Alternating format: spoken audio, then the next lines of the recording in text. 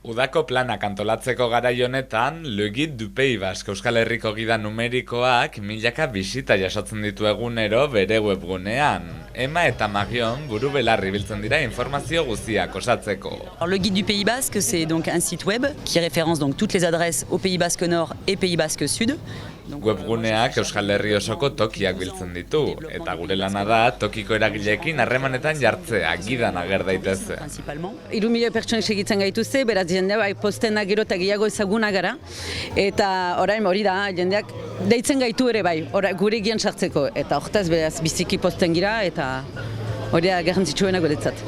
2007an jarri zuten gida martxan eta herriz herri biltzen dira, ezagutu beharreko tokiak begiz diotzen.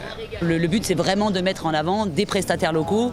Helburua da balioa ematea tokiko eragileei, haien jarduera gara dezaten lurraldean, eta ikusgarritasuna ematea merezi dutenei. Ez da bakarrik turistentzat egina, baita ere hemengo bertako jententzat.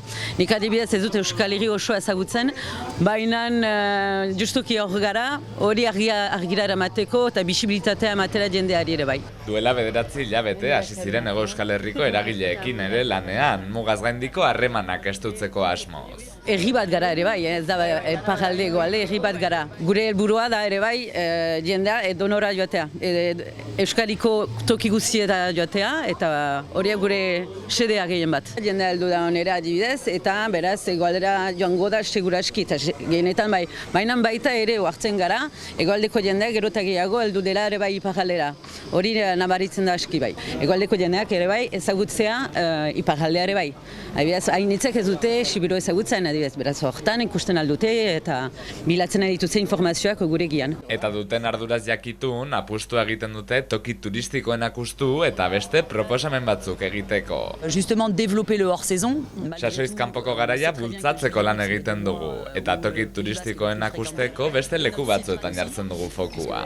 Hori da gure xedea ere bai, adibidez egin duen bezala lagune denek ezagutzen dute, edo turistek baina bertakoak ere bai, gure gune ditugu ere bai aurrera eramatea toki, jende gutxi diren toki batzuetan, ibilbideak ere bai, eta edozeinekin aritzeko hori da garrantzitsuena. Planak edo agenda osatuena topatzeko erreferentzia bilakatu da beraz Euskal Herriko gida. Momentuz, frantsesez, espainolez eta ingelesez kontsulta daiteke, baina euskaraz ere jarri nahi lukete laster.